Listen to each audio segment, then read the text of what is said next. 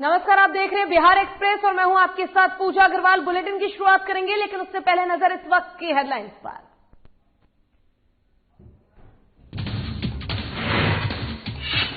तेजस्वी के ट्वीट पर पूर्व सीएम जीतन राम मांझी ने किया रीट्वीट। भोजपुरी भाषा में सादा निशाना लिखा है, जिसे श्री कृष्ण बाबू के बारे में नहीं पता, वो खुद को समझते हैं बिहार के नेता।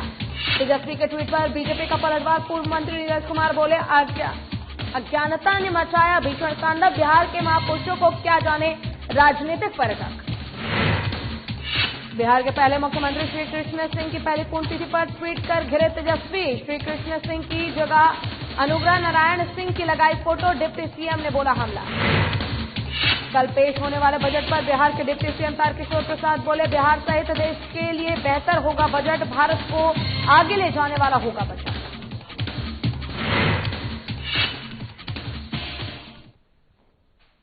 चलिए शुरुआत करेंगे खबरों से। आज बिहार के पहले मुख्यमंत्री श्री कृष्ण सिंह की पुण्यतिथि है। उनके पुण्यतिथि के मौके पर उन्हें श्रद्धांजलि देने के लिए तेजस्वी यादव ने ट्वीट किया, लेकिन उन्होंने जो ट्वीट किया उसमें फोटो अनुग्रह नारायण सिंह की लगा दी, यानी नाम श्री बाबू का और फोटो अनुग्रह नारायण सिंह की, जिसको लेकर बिहार की राजनीति में बवाल मचा हुआ है।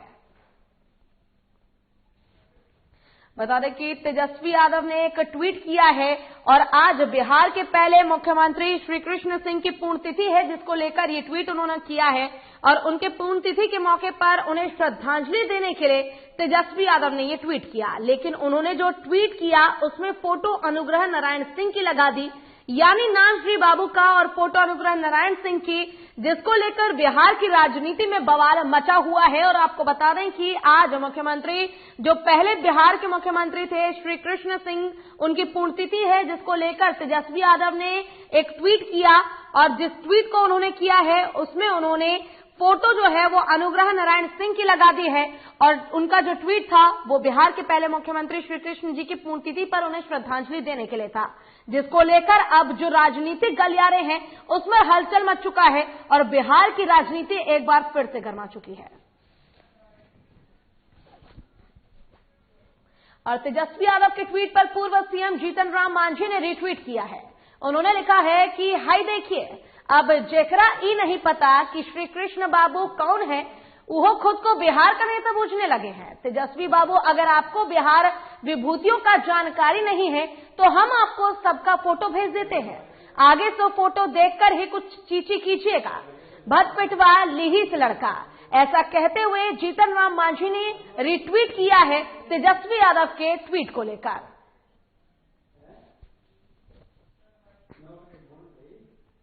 और तेजस्वी यादव के गलत ट्वीट के बाद जेडीयू ने भी तेजस्वी पर हमला बोला है। जेडीयू और एमएलसी नीरज कुमार ने कहा है, अज्ञानता ने भीषण तांडव मचाया, राजनीतिक पर्यटक कैसे जानेंगे बिहार के महापुरुषों को, आप तो भ्रष्टाचारी जेल में बंद अपराधियों को ही जानते हैं। अब भीषण तांडव मचाया विपक्ष के नेता 420 के आरोपी माननीय तेजस्वी यादव ने महापुरुषों के चित्र के साथ भी फर्जीवाड़ा किया। स्वाभाविक है, सामाजिक घृणा है, ज्ञान से तो घृणा था ही, तब 8वीं 9वीं पास रहे ना। तो भाड़े के ज्ञान का यही दुर्दशा होता है, पॉलिटिकल टूरिस्ट माननीय तेजस्वी यादव। और तेजस्वी के गलत ट्वीट के बाद बिहार के डिप्टी सीएम ने उन पर हमला बोला है। उन्होंने कहा है कि तेजस्वी का मन मिजाज कहीं और भटक रहा है, जिससे तेजस्वी यादव गलत ट्वीट कर बैठे हैं। और आपको बता दें कि बिहार के डिप्टी सीएम तारकिशोर प्रसाद ने भी जो तेजस्वी यादव द्वारा ट्वीट किया गया है उसको लेकर उन्होंने बयान दिया है। उन्होंने कहा है कि तेजस्वी यादव का जो मन है वो कहीं और भटक रहा है, जिसके कारण उन्होंने ये गलत ट्वीट किया है।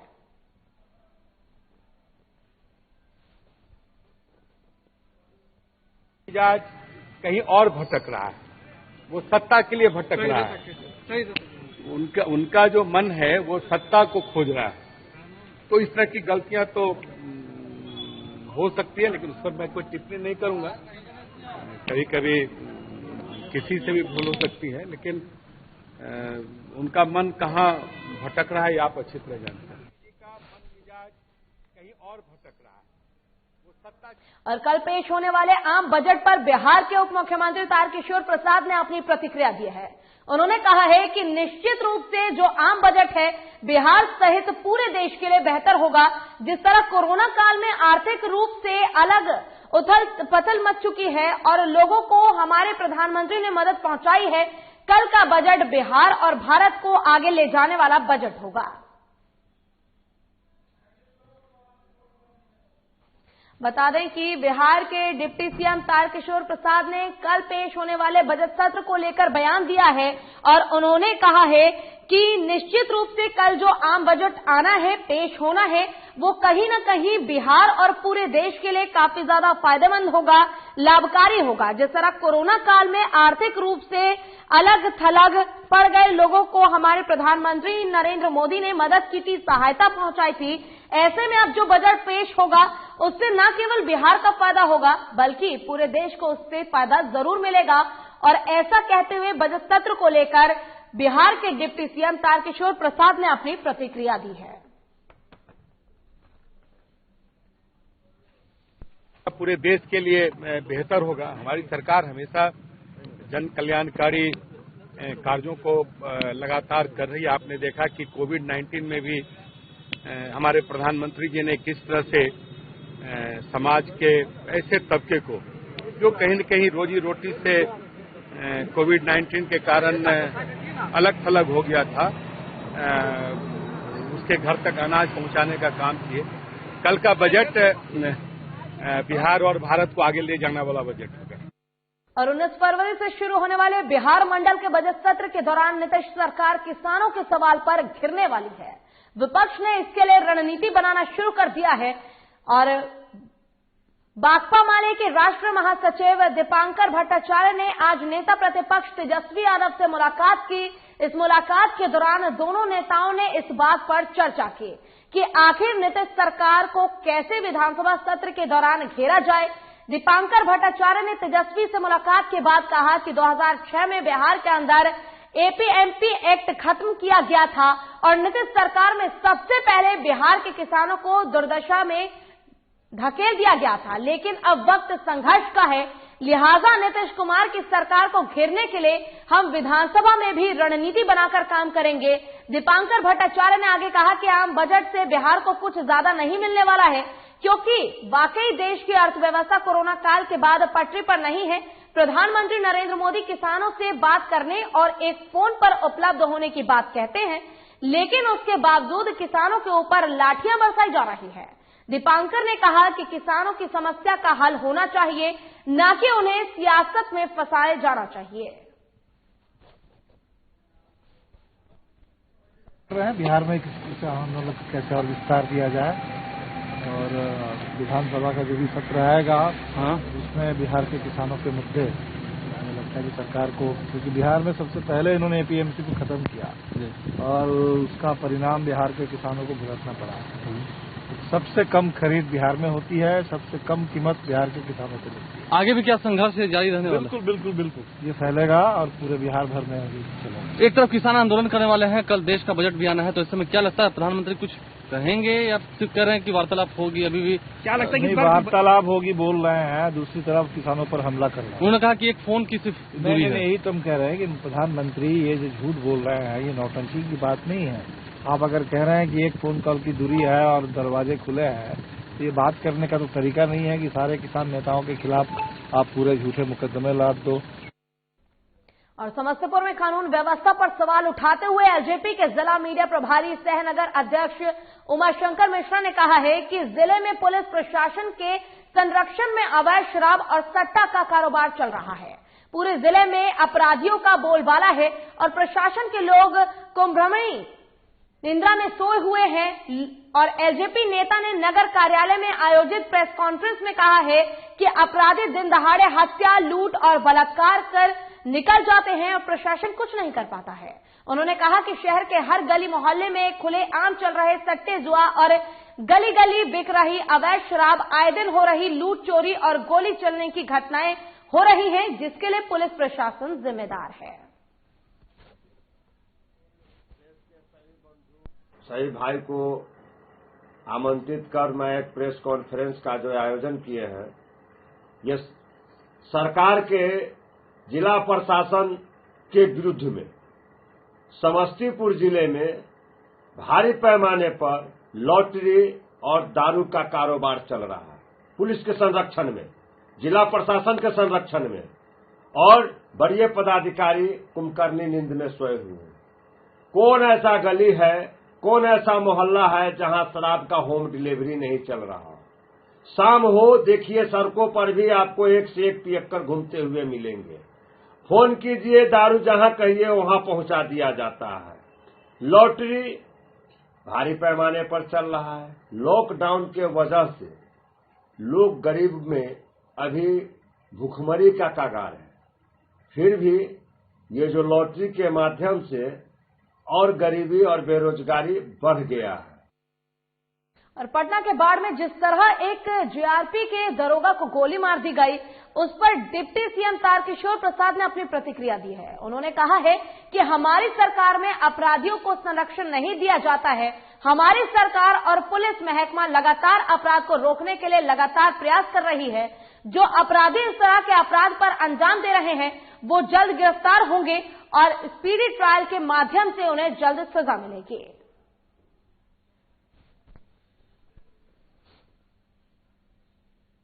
हमारी सरकार अपराधियों को संरक्षण नहीं देती और हमारी सरकार, हमारा जो पुलिस महकमा है, इस अपराध को रोकने के लिए लगातार प्रयास कर रही है। और हम उम्मीद करते हैं कि जो अपराधी हैं, इस प्रकार के अपराध करते हैं, वैसे सारे अपराधी पकड़े जाएंगे, स्पीडी ट्रायल के द्वारा उन्हें सजा भी मिलेगी। लेकिन हमारी सरकार अपराधियों को संरक्षण नहीं देती है जो इसके पूर्व के सत्ताधारी लोग दिया करते। और यहाँ रुकेंगे एक छोटे से ब्रेक के लिए। ब्रेक के बाद जल्द होंगे हाजिर।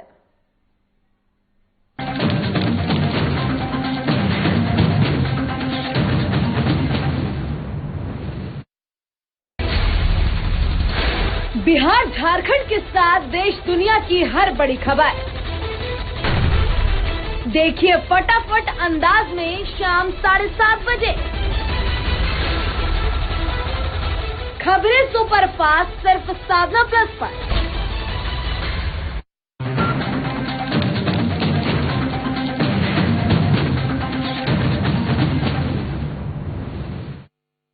और ब्रेक के बाद एक बार फिर से रुक करेंगे खबरों की ओर। मंत्रिमंडल विस्तार पर डिप्टी सीएम तारकिशोर प्रसाद ने अपनी प्रतिक्रिया दी है। उन्होंने कहा है कि मंत्रिमंडल विस्तार माननीय मुख्यमंत्री जी को करना है। हम लोगों को भारतीय जनता पार्टी से जुड़े कई मामलों पर निर्णय लेना होता है, जिसको लेकर मैं दिल्ली जा रहा हूं।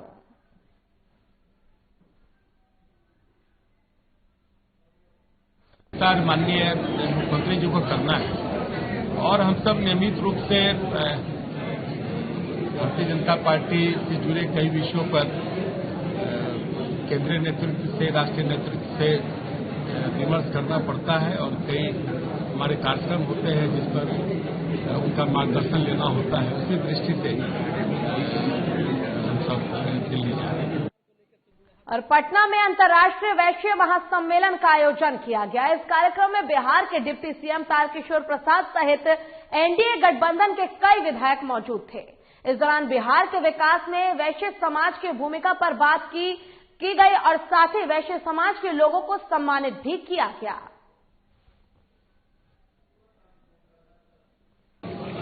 इस राज्य कार्यकारिणी समिति की बैठक में आज हमारे समाज के लोगों ने अभिनंदन किया है और वास्तव में अभिनंदन अपने समाज के साथ साथ पूरे बिहार की जनता को है, जिसके कारण आज इस दायित्व में मुझे सेवा करने का, बिहार का सेवा करने का एक अवसर मिला है। और केंद्र सरकार कल नया बजट पेश कर रही है, जिसको लेकर सिवान की आम जनता केंद्र सरकार से तमाम उम्मीद लगा बैठी है। जिस तरह महंगाई चरम पर है, किसान बिल पास होने के बाद किसानों में नाराजगी है, वैसा कोई बिल सरकार दोबारा तो नहीं पेश करेगी। साथ ही लोगों ने पेट्रोल डीजल के दामों के साथ खाने पीने के अन्य सामग्री पर भी सरकार को ध्यान दिलाने की कोशिश की है। तो वहीं बीजेपी के अल्पसंख्यक प्रकोष्ठ के प्रदेश उपाध्यक्ष सईद माज अरफी ने कहा है कि जिस प्रगति से देश आगे बढ़ रहा है, उसी उम्मीद के साथ सरकार से मुझे उम्मीद है कि भारत के इतिहास में बेहतर बजट होगा, जो मध्य वर्गीय परिवार के लिए बेहतर होगा।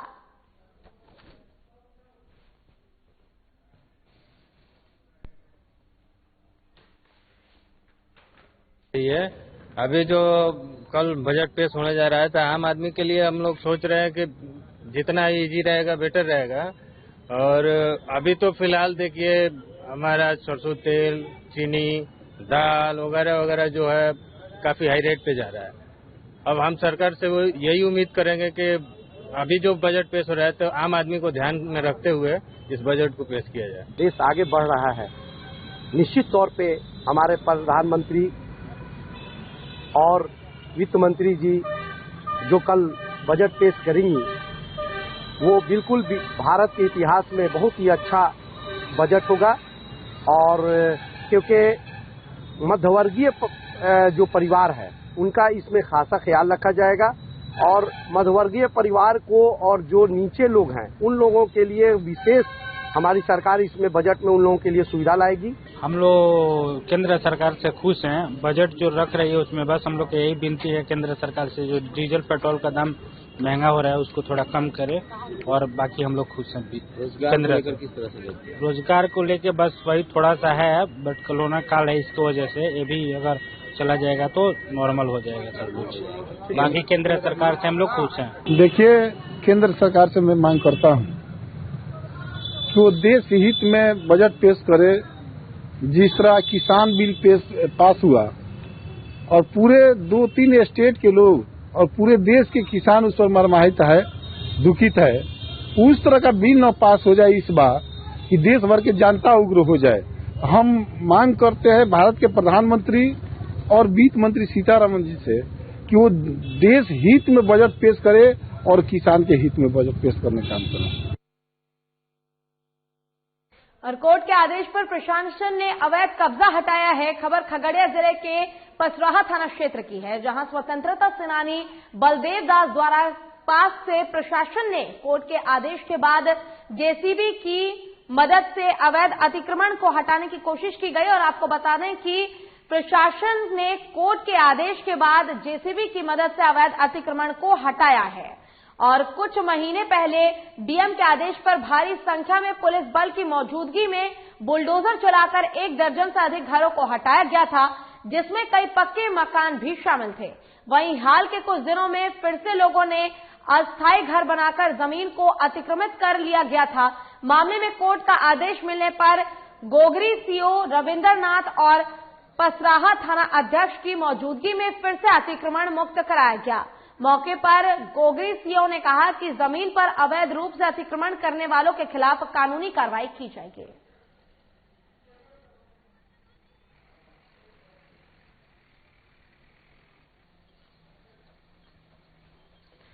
और बता दें कि अतिक्रमण की गई जमीन को हटाने के लिए इस प्रकार की तमाम कोशिशें प्रशासन की तरफ से की जा रही है। ऐसे में आपको खगड़िया से एक खबर बता रहे हैं, जहां कोर्ट के आदेश पर प्रशासन ने अवैध कब्जा हटाया है। खबर खगड़िया जिले के पसराहा थाना क्षेत्र की है, जहां स्वतंत्रता सेनानी बलदेव दास द्वार के पास से प्रशासन ने कोर्ट के आदेश के बाद जेसीबी की मदद से अवैध अतिक्रमण को हटाया है। बावजूद इसके ग्रामीणों द्वारा अवैध अतिक्रमण किया जा रहा है, लेकिन अब प्रशासन ने अपनी तरफ से साफ कह दिया है कि इस प्रकार के अवैध अतिक्रमण के जो जमीन घेरा जाता है उसको बर्दाश्त नहीं किया जाएगा, और जो भी व्यक्ति इस प्रकार का अवैध अतिक्रमण करेगा उस पर कानूनी कार्रवाई की जाएगी। और साथ ही चाहे उस पर जो भी बनाया गया हो बुलडोजर से उसे क्षतिग्रस्त किया जाएगा, क्योंकि इस प्रकार के अवैध अतिक्रमण को बर्दाश्त नहीं किया जाएगा और आगे उस व्यक्ति पर कानूनी कार्रवाई की जाएगी। और मुजफ्फरपुर जिले में मानवता को शर्मसार कर देने वाला मामला सामने आया है, जहां छेड़खानी का विरोध करने पर अपराधियों ने महिला की बच्ची की आग में फेंक दिया। महिला की बच्ची को ही आग में फेंक दिया। हवान युवक दुष्कर्म में नाकामयाब होने पर 3 महीने की बच्ची को अपना निशाना बना लिया। 3 महीने की बच्ची को आग में फेंक डाला और फरार हो गए। मामला बोचहा थाना क्षेत्र के एक गांव में शुक्रवार की रात महिला के साथ पड़ोसी ने नशे की हालत में दुष्कर्म करने का प्रयास किया। पीड़िता के विरोध करने पर आरोपी मोहम्मद अकलू ने महिला की 3 महीने की बेटी को उसकी गोद में से छीनकर आग में फेंक दिया, जिससे बच्ची झुलस गई। बच्ची का सदर अस्पताल में इलाज कराया गया। उसके बाद पीड़िता अपने पिता के साथ थाना पहुंची, लेकिन थानेदार ने आपसी विवाद बताकर केस दर्ज करने से इनकार कर दिया। इसके बाद पीड़िता ने इस मामले में एसएसपी से मदद की गुहार लगाई। एसएसपी के निर्देश पर थानेदार ने घटना की प्राथमिकी दर्ज की। फिलहाल पुलिस मामले की जांच कर रही है। आग ताप रही थी, दरवाजा में बैठ उधर से मोहम्मद अकलू उधर से चला आया। हमारी पत्नी को अकेले बैठे हुए ये विरोध करी तो बच्चे को आग में फेंक दिया। इस कारण हम बोचहा थाना पर गए। रात से बोचहा थाना पर दौड़ रहे हैं। बोचहा थाना को रिस्क नहीं लिया, इसलिए एसएसपी के पास हम आए हैं। यहाँ से भी फोन किया गया है कि वहाँ पे एक्शन हो। अब देखिए वहाँ क्या होता है। हाँ, एक मामला बोचहा थाना से आया था, कल केस हुआ है और केस एक एक्यूज अकलू के विरुद्ध दर्ज किया गया है। 341, 323, 354 और 307 आईपीसी में दर्ज किया गया। कांड क्या प्रतिवेदित हुआ? कांड प्रतिवेदित हुआ है, उसमें छेड़खानी का भी सेक्शन लगा हुआ है। कांड प्रतिवेदित करने के बाद सुपरविजन भी कर लिया गया, अनुसंधान किया जा रहा है जो वास्तविक। और कैमूर जिले के मोहानिया थाना क्षेत्र के भीटी गांव में आरोपी राकेश पासवान के घर को पुलिस ने आज कुर्की जब्ती की गई। आरोप है कि साल 2019 में लक्ष्मी पूजा के दौरान झगड़ा होने के बाद जांच करने गई पुलिस पर गोली चलाने वाले के खिलाफ थाने में केस दर्ज होने के बाद से ही राकेश पासवान फरार चल रहा था। पुलिस उसके घर के सारे सामान को जब्त कर गाड़ी पर लादकर मोहानिया थाना लेकर आई।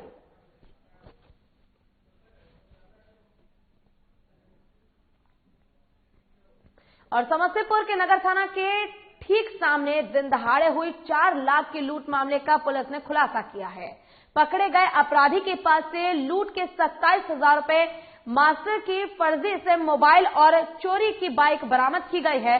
लूटपाट में शामिल ये अपराधी बिहार के चर्चित कोढ़ा गिरोह के सदस्य हैं, जो कटिहार जिले के होते हैं और पूरे बिहार में सैकड़ों की संख्या में फैले हुए हैं और एक जगह आपराधिक घटना को अंजाम देकर दूसरी जगह अपना शिकार की तलाश में निकल पड़ते हैं। कोई लूट की जो घटना बताई जा रही है, यह एक छिनतई की घटना है जो अमूमन कोढ़ा गैंग द्वारा किया जाता है। इसी परिप्रेक्ष्य में कल 12:30 बजे दिन में मोहम्मद तनवीर, जो सोभन पट्टी खानपुर के रहने वाले हैं, अपनी पत्नी के साथ 4 लाख रुपया की निकासी करके और अपने घर की ओर जा रहे थे। जब वो रेलवे क्रॉसिंग के पास पहुंचे बस स्टैंड के सामने, तो झपट्टा मार टीम जो उनका पीछा पहले से बैंक से ही कर रहा था, उनके द्वारा उनका पैसा छीन लिया गया और वो लोग पटेल गोलंबर के पास भागे। वहां पर वो जो रैली की भीड़ थी और वहां पर जो पुलिस खड़ी थी, उनके द्वारा शक के आधार पर इनको रोका गया और उनको जब थाना पर लाया गया तो उन्होंने और बिहार के पर्यटकों की विशेष मांग पर रेलवे ने आस्था सर्किट स्पेशल ट्रेन फिर से शुरू कर दी है। समस्तीपुर जंक्शन पर डीआरएम अशोक महेश्वरी ने ट्रेन को हरी झंडी दिखाकर रवाना किया। दक्षिण भारत की यात्रा के लिए ये ट्रेन समस्तीपुर रेल मंडल के रक्सौल स्टेशन से खुलकर सीतामढ़ी, दरभंगा, समस्तीपुर, मुजफ्फरपुर, पटना, मोकामा, किऊल और आसनसोल होते हुए दक्षिण भारत के तीर्थ स्थल तिरुपति, मदुरई और रामेश्वरम, कन्याकुमारी, त्रिवेंद्रम की यात्रा 13 रात 14 दिन में कराएगी। यात्रा के दौरान शाकाहारी भोजन दिया जाएगा। यात्रियों को ठहरने के लिए धर्मशाला की भी व्यवस्था रहेगी। सभी कोच में सिक्योरिटी गार्ड और टूर एस्कॉर्ट भी व्यवस्था की गई है। इसके साथ यात्रियों को मास्क और सैनिटाइजर भी दिया जाएगा। किसी भी इमरजेंसी के लिए हेल्पलाइन नंबर भी जारी किया गया है।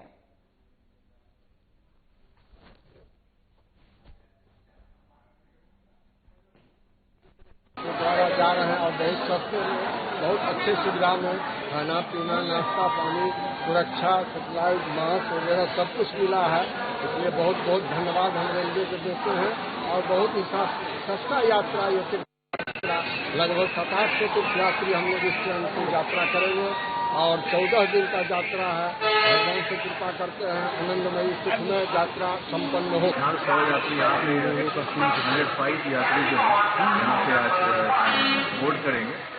ट्रेन फुल्ली बुक हो चुकी है और लोगों का इतना डिमांड था कि हमने सेम आइटनरी 12 मार्च को कर रहे हैं। Same train route same itinerary हम 12 मार्च को लॉन्च कर दिया है। तो लोगों के काफी उत्साह के कारण और काफी लोग हम इस बार नहीं जा पा रहे और आप जैसा देख रहे हैं कितना कोविड प्रोटोकॉल को हम लोग फॉलो कर रहे हैं। आसपास सर्किट पे जो पिलग्रिमेज ट्रेन चलाई जा रही है टूरिस्ट के लिए, ये आज सुबह चली है वहाँ से रक्सौल से है, इसको यहाँ से आगे रवाना किया गया है।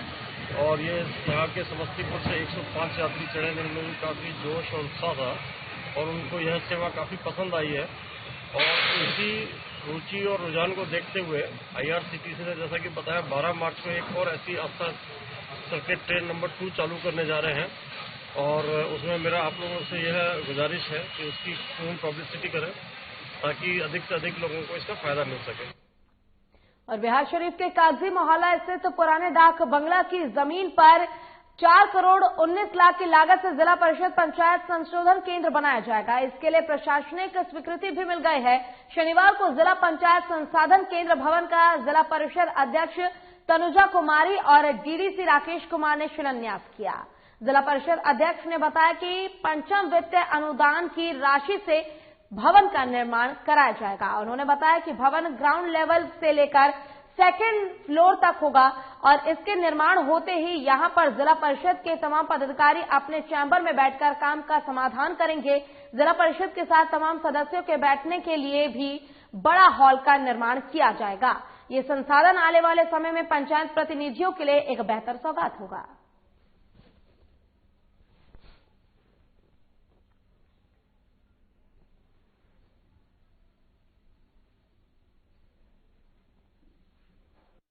संसाधन केंद्र जिसमें पंचायत प्रतिनिधियों को प्रशिक्षण देकर के हम लोग उनको पंचायती राज व्यवस्था के नियमों के संबंध में सशक्त करेंगे, जिससे कि वो अपने कार्य का संपादन सही ढंग से कर ले। इसके लिए एक भवन का निर्माण हो रहा है, जिला परिषद के द्वारा कराया जाएगा इसका निर्माण और इसके लिए इसमें जितने भी पंचायत प्रतिनिधि हैं उनके सारी प्रशिक्षण की व्यवस्थाएं रहेंगी। सर कितनी लागत से बन रही है? करीब 4 करोड़ के आसपास का इसका एस्टिमेट है। पंचायती राज संसाधन केंद्र जो कि जिला परिषद की पंचम वित्त के अनुदान की राशि से बन रही है, ये नालंदा जिला के सभी जनप्रतिनिधि हुए जो पंचायती राज के हुए उनकी प्रशिक्षण यहाँ दी जाएगी। किसी तरह की बैठक होगी तो यहाँ होगा, हर चीज से सुशासित होगी। तो हमें नालंदा में बहुत अच्छा लग रहा है कि सभी जनप्रतिनिधि का अब जो भी प्रशिक्षण दिया जाएगा, नालंदा का एक बहुत अच्छा केंद्र बन रहा है जो कि सभी लोग आएंगे, बैठेंगे और जिस तरह। और इसी के साथ बिहार एक्सप्रेस में फिलहाल के लिए बस इतना ही। खबरों का सिलसिला लगातार आगे भी जारी है। आप देखते रहिए साधना प्लस। नमस्कार।